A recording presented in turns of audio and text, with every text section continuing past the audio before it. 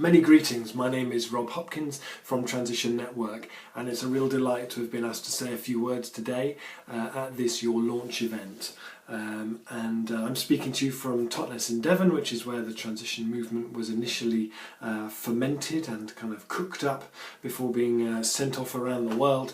And you can now find transition initiatives in 44 countries, in thousands of communities. And one of the key things, I suppose, that we're really trying to do and trying to demonstrate is that when we talk about how the world needs to try and stay below 2 degrees in terms of the rise in the world's temperature through CO2 emissions and so on, that very often we get paralysed because we can't imagine doing things sufficiently different enough to enable those changes. You know, that it's somehow safer and better to cling on to business as usual, even though business as usual is going to result in the world's temperature going up by 6 degrees, and pretty much, you know, the conditions that created human civilization will become a thing of the past.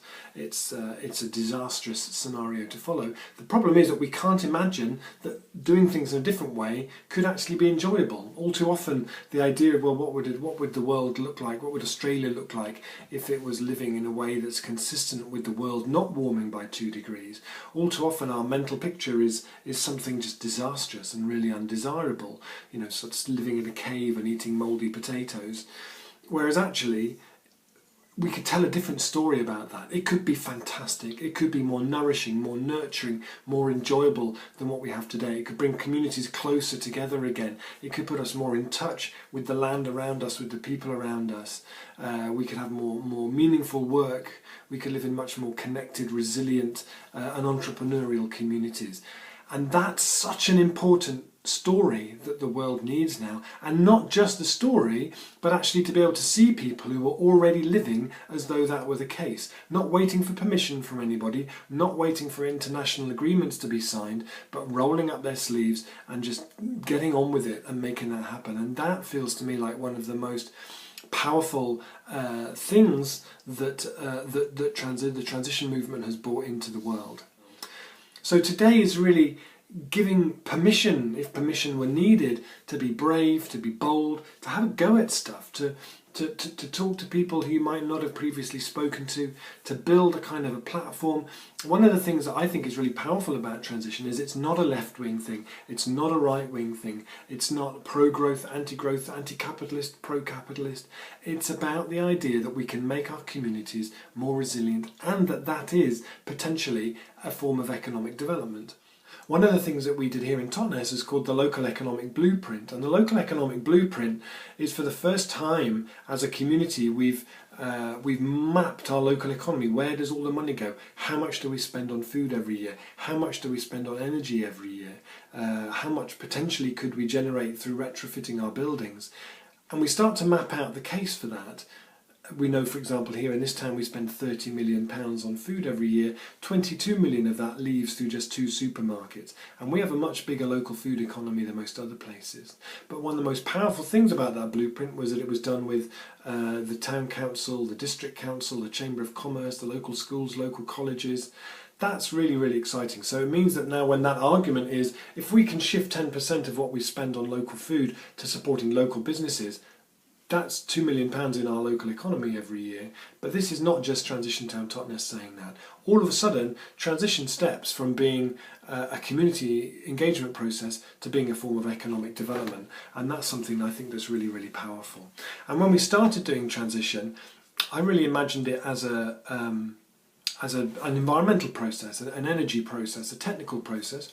But increasingly, I really see it as being a cultural process. How do you start to change the culture of Mundaring so that people are more resilient, so the whole place feels more resilient, so the resources that people need are there at their disposal?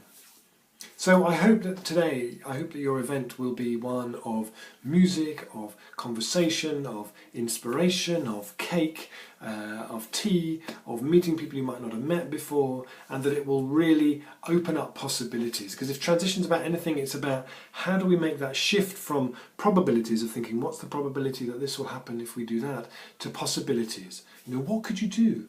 walk around the place where you are and look on the streets as you walk home. What would this street look like if it was edibly landscaped, so there was food growing everywhere? What would this street look like if it was designed to use the least amount of water possible? What would this whole place look like if it generated a percentage of its own energy in a way that was owned and managed by the community?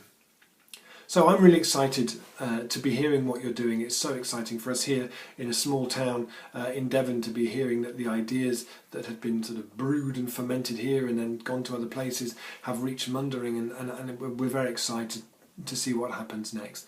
And if I could just leave you with one last thought, I would suggest that it might be really good today to imagine that what you're doing today, that the meeting that you are having today, that what you're kicking off today means that in 10 years' time, outside the venue where your event takes place, in 10 years' time somebody will hang a plaque up on the wall to mark the momentous historic occasion that was. That in 10 years' time people will look back to what happened today and say, that was the point that kicked it all off.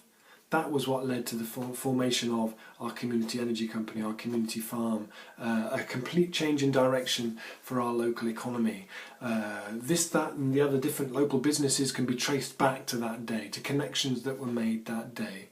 And I see absolutely no reason why in 10 years' time we shouldn't be seeing a plaque being hung outside to celebrate what you're doing today. Today, you're making history. You're marking a change in direction for Mundaring, and I can only look on with deepest admiration and marvel at the great work of history that you're doing today. Thank you so much. Have a wonderful day, and keep us posted how it all goes. Thank you. Bye bye.